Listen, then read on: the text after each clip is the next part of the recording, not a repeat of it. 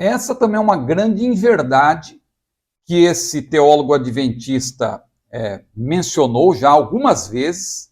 Ele foi recentemente a uma live aí aliás, a um podcast, né, muito famoso no meio secular, e ele foi indagado mais uma vez sobre essa questão do arrebatamento, e ele voltou a dizer que o arrebatamento é uma invenção que surgiu lá em 1830 com John Nelson Darby, que por sua vez teria aprendido, né, com um determinado padre, né? Ele citou lá o padre Francisco Ribeira, que é um padre, é um teólogo, na verdade, jesuíta, né, espanhol, que viveu lá no século XVI. Então, ele cita esse padre, ou esse teólogo jesuíta, como que querendo dizer que nunca ninguém na história do cristianismo apresentou essa ideia do arrebatamento ou do dispensacionalismo.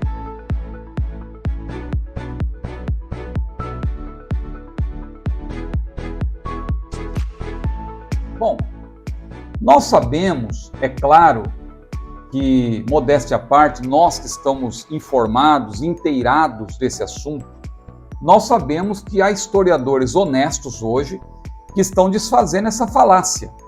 Porque, aliás, um dos principais argumentos dos pós-tribulacionistas que não se atualizam, porque há pós-tribulacionistas, nós não temos nada contra os irmãos pós-tribulacionistas, eles têm direito de defender essa posição.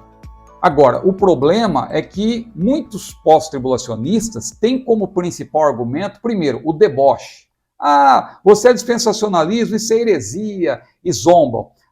Você sabia que em 1800 anos, história, nunca ninguém tinha falado isso? Bom, historiadores sérios, honestos, estão desmontando essa falácia, principalmente nos últimos anos, não é? Nós poderíamos citar aqui, por exemplo, William Watson, que escreveu uma obra em 2015, Dispensationalism Before Darby, ou seja, dispensacionalismo antes de Darby. Em 2015, essa obra já estava disponível em inglês. Agora, recentemente, eu estou com um exemplar aqui que eu recebi da editora Carisma, né? Veio para mim, eles me mandaram bondosamente, eu até agradeço, em português, foi publicado agora recentemente, veja, Dispensacionalismo antes de Darby, de William Watson. William Watson fez um trabalho primoroso, um trabalho acadêmico nessa obra, em que ele pesquisa em documentos oficiais e dá conta que o que Darby, na verdade, sistematizou no século XIX, já existia nos séculos anteriores, século XVIII, século XVII, retrocedendo até o século XVI, já havia teólogos de linha reformada, inclusive, puritanos, etc., que já estavam apresentando as mesmas posições. Bom, isso é muito importante do ponto de vista documental. Quem quiser adquirir essa obra é só entrar em contato lá com a editora Carisma. Acho que eu tenho até um cupom de desconto lá, não estou lembrado agora que eles me deram. Eu acho que é Ciro 23, uma coisa assim. Eu acho que é Ciro 23. Você pode adquirir essa obra no site da editora Carisma com desconto. Tem outra obra que eu poderia citar também rapidamente, porque eu não vou ficar lendo aqui essas obras, porque não dá tempo, mas esse livro aqui também, Ainda Podemos Acreditar no Arrebatamento, de Ed Hinson e Mark Hitchcock, é da editora Chamada. Você também pode comprar com desconto usando o cupom ZIBORD 2021 lá no site loja.chamada.com.br. Então veja, esta obra é muito importante, né? Ainda Podemos Acreditar no Arrebatamento, uma obra primorosa em que os autores apresentam toda a história da doutrina do arrebatamento, que eu vou apresentar aqui de maneira resumida, porque o tempo não permite. Começando, assim, um maior desdobramento. Mas começando pelo século I, claro que não precisa aqui falar muita coisa, porque no século I, o principal documento que nós temos é a própria Bíblia. E nós cremos que 1 Tessalonicenses 4, por exemplo, fala claramente, abertamente do arrebatamento. o mesmo Senhor descerá do céu com alarido, com voz de arcanjo, com trombeta de Deus, e os mortos em Cristo ressuscitarão primeiro, depois nós, os que ficarmos vivos, ou que estivermos vivos, seremos arrebatados. Harpazo é o verbo do grego. Então, não há dúvida de que no primeiro século a igreja cria no arrebatamento. Então, não é uma doutrina inventada por John Nelson Darby. A questão é que muitos dizem, os primeiros pais, nos primeiros séculos, eles não criam dessa forma, isso só foi inventado por esse padre Ribeira no século XVI, ou o padre Lacunza lá no século XVIII, ou uma menina chamada Margaret MacDonald, com a qual Darby teria ali aprendido, porque ela teve uma visão. Veja, tudo isso é, na verdade, espantalho. Nós estávamos falando que os melhores argumentos, entre aspas, de alguns pós-tribulacionistas que não se atualizam, é o deboche que eu ia citar, e esse argumento histórico, que é um argumento inócuo, é um argumento vazio, é um argumento que não tem peso. Por que não tem peso? Infelizmente, tem pessoas sérias que ainda estão citando isso, como esse próprio arqueólogo, que é uma pessoa respeitada, muito respeitada. Não é porque ele é de linha adventista que eu vou desprezar os seus conhecimentos arqueológicos. Claro que do ponto de vista teológico não tem nada a nos comunicar, infelizmente, até porque ele segue uma posição completamente diferente da nossa, não é? Agora, nos séculos 2 a 4, eu poderia citar aqui, por exemplo, a obra O Pastor de Hermas, que é uma obra do século II, e que por muito tempo ela foi considerada como parte do cânon do Novo Testamento. Haja visto a sua importância, ela é muito citada pelos pais da igreja, e o que ela mostra? Ela mostra que os cristãos falavam da vinda iminente de Cristo. Veja, isso no século II.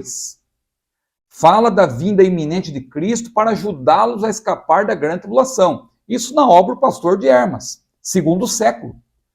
A Didaquê, que é muito conhecida também, do século II, tem um texto que você pode conferir, a Didaquê de domínio público, você vai encontrar, você pode ler na própria internet, tem uma parte dessa obra que diz, vigiem sua vida pessoal, estejam prontos, pois vocês não sabem o dia em que virá o seu Senhor. Isso é o quê? Iminência. Século II. Não foi Darby que falou isso. Isso está na Bíblia e a Didaquê, no século II, já apresentava. Clemente de Roma, que viveu entre os anos 35 e 101, ou seja, um contemporâneo de Jesus, do tempo de Cristo, por assim dizer, que veio logo depois de Jesus, mas contemporâneo por ter vivido no mesmo século. Ele dizia nas suas obras, rapidamente ele virá e não demorará. Estou citando rapidamente. Epístola de Pseudo Barnabé. Pseudo aí não é que seja uma obra espúria, mas porque não é Barnabé de fato que escreveu, porque era comum naquela época escrever-se livros e dar um nome de um autor sagrado, muitas vezes não era propriamente o autor sagrado, mas recebia o nome. Então, por isso que é a Epístola de Pseudo Barnabé, que é uma obra lá do ano 70 a 130, mais ou menos, por volta disso, não dá para estabelecer-se exatamente a data desta obra, mas menciona-se o seguinte, o dia do Senhor está à porta, o Senhor está perto. Ora, iminência. Inácio de Antioquia, ano 110 depois de Cristo, estejam vigilantes, disse ele, mantendo um espírito desperto. Irineu de Lyon, o famoso Irineu de Lyon, dizia que a igreja seria arrebatada repentinamente. Não por acaso, o próprio Barton Payne, que é um pós-tribulacionista, ele reconhece, ele admite que os primeiros pais da igreja acreditavam na vinda iminente do Senhor Jesus.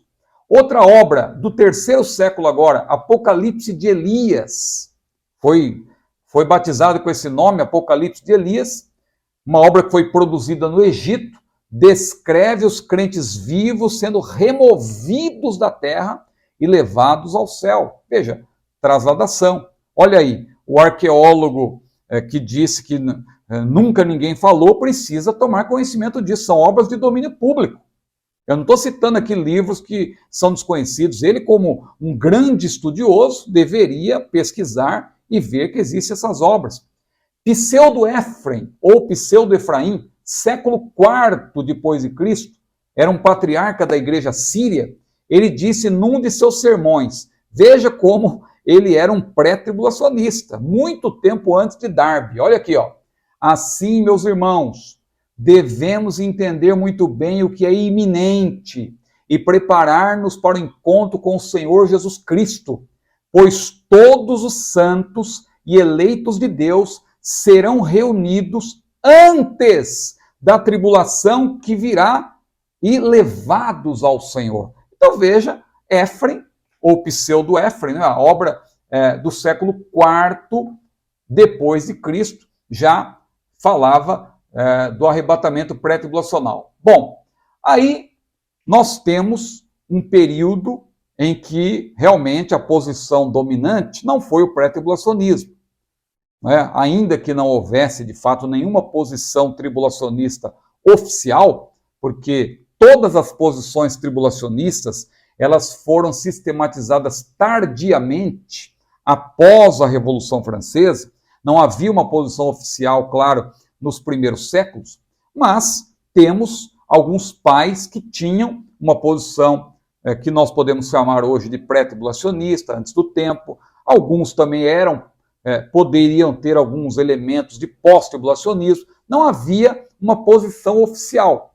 Entretanto, na Idade Média, por influência de Agostinho, que começou a alegorizar os textos sagrados, veja, a escola alegórica de interpretação, ela surge lá no Egito, lá em Alexandria, com Filo de Alexandria, Orígenes posteriormente, e Agostinho acabou sendo influenciado por essa escola e ele começou a alegorizar, por exemplo, Apocalipse, ele começou a alegorizar vários textos literais da Bíblia. E o que aconteceu? Ele acabou abraçando ali o amilenismo. O amilenismo surge com Agostinho. E o amilenismo, nós sabemos que é uma escola que espiritualiza tudo. A segunda vinda, na verdade, se transforma na primeira vinda. O diabo que será preso por essa escola já foi preso na primeira vinda. Então, Agostinho começou a alegorizar tudo e isso prevaleceu durante toda a Idade Média. Quando chega no tempo dos reformadores, o irmão citou aí Lutero e Calvino, lamentavelmente, eles fizeram um grande trabalho, claro, no que tange a recuperar, não é, a Bíblia, a colocar a Bíblia na mão do povo, digamos assim, e defender o sola escritura, maravilha. Mas o problema no campo escatológico é que Lutero, por exemplo, não gostava de Apocalipse. Ele não tomou tempo com Apocalipse. Calvino, por sua vez, escreveu tratados de vários livros da Bíblia, exceto Apocalipse. Calvino também não tomou tempo com Apocalipse. Então, os reformadores não quiseram fazer qualquer sistematização nesse sentido. Por isso que a sistematização tribulacionista, escatologicamente falando, é tardia. Mas nós podemos citar, veja, na história você tem, por exemplo, o Frei Doutino, que lá no ano de 1316, por exemplo, houve uma obra conhecida como a História do Frei Doutino, em latim, que explica que esse frei acreditava na trasladação dos santos ao céu antes da manifestação pessoal do anticristo. Então veja, 1316 é século XIV.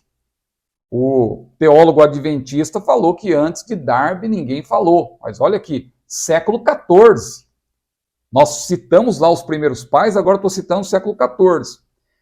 Entre os séculos XVI e século XVIII, aí veja, aí tem vasta documentação a respeito de teólogos. Não dá tempo aqui de falar, eu tenho uma pesquisa aqui completa, mas aqui podemos citar John Bale, né, 1495, que nasceu em 1495, ou seja, século XV ainda.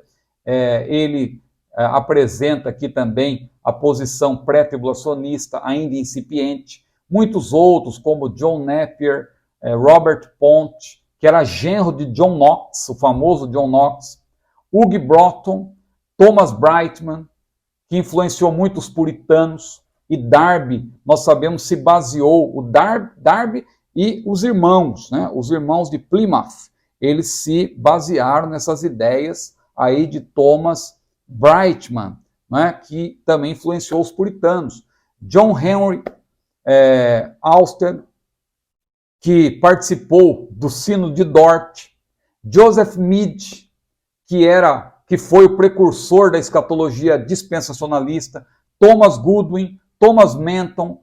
Veja quanta gente que o nosso arqueólogo poderia pesquisar para ver que já havia o conceito pré-tribulacionista, dispensacionalista. William Penn, John Edwards, não vá confundir com Jonathan Edwards, é John Edwards, que era também um dos principais calvinistas ingleses. Agora, falando em John Edwards, Morgan Edwards, esse antes de Darby, aliás, foi um dos que melhor sistematizaram a escatologia pré-tribulacionista. Ele viveu entre os anos 1722 e 1795, e ele fez aí a declaração pré-tribulacional mais clara antes de Darby, né? E ele não é qualquer um. Se você pesquisar sobre Morgan Edwards, você vai ver que ele ajudou a fundar o Rhode Island College. Rhode Island College deu origem à Universidade Brown. A Universidade Brown, que é uma das mais antigas dos Estados Unidos. Então veja, nós estamos falando de um homem chamado Morgan Edwards, que é praticamente um dos fundadores da Universidade Brown, uma das mais antigas dos Estados Unidos, que era pré-tribulacionista, antes de Darby. E o arqueólogo aí, o doutor, que disse que não tem arrebatamento, que foi uma invenção de John Darby, não conhece Morgan Edwards. Não é possível que ele não conheça Morgan Edwards. Ele está ignorando a história para forçar a sua posição, né? Poderíamos citar até o próprio Jonathan Edwards, né? Eu falei que John Edwards não deve ser confundido com Jonathan Edwards, mas Jonathan Edwards, apesar de ele ser pós-milenarista, ele também acreditava no arrebatamento antes da conflagração final. Bom, e aí a gente chega em Jonathan Darby, finalmente, depois de toda essa minha citação de vários nomes, porque não dá tempo de detalhar, mas John Nelson Darby, o que aconteceu? John Nelson Darby, entre 1800, ele nasceu em 1800, né? E viveu até 1882, ele, na verdade, veja, William Watson, nessa obra aqui, ó, que eu citei, William Watson, ele afirma o seguinte, eu até anotei aqui para eu citar palavra por palavra. O uso da palavra dispensação não era desconhecido dos autores teológicos do século XVII. Veja, John Nelson Darby é do século XIX, 1880, ou seja, ele nasceu no último ano do século XVIII, 1800, e viveu até 1882, ou seja, ele nasce no último ano do século XVIII, mas vive em boa parte do século XIX, quase chegando já no século XX, 1882. Então veja, o uso da palavra dispensação não era desconhecido dos autores teológicos do século XVII.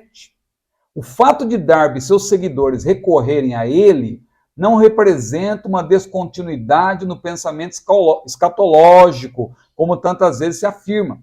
Pelo contrário, trata-se de continuidade. O termo era usado de várias formas, mas não se pode dizer nem insinuar que o dispensacionalismo surgiu em um vácuo ou como uma anomalia teológica. Então veja, essa vasta documentação histórica que muita gente ignora, comprova que Darby não inventou o pré-tribulacionismo. Darby não aprendeu com uma menina chamada Margaret MacDonald, que, aliás, se você estudar, você vai ver que a posição dela nem era pré-tribulacionista. E era uma menina que não poderia exercer influência sobre um homem que tinha uma bagagem, um cabedal como Darby. Darby era um homem versado, era um homem que traduziu a Bíblia para o grego.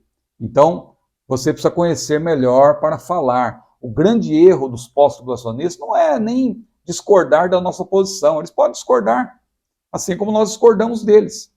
O problema é esse apego a factoides, esse apego a espantalhos, esse apego ao deboche. Não é? É fácil zombar, porque, infelizmente, esses doutores aí estão na mídia e estão se valendo aí da posição que tem.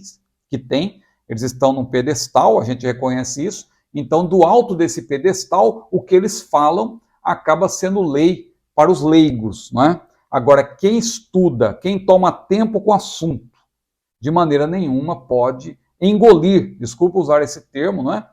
Pode engolir esse tipo de aberração.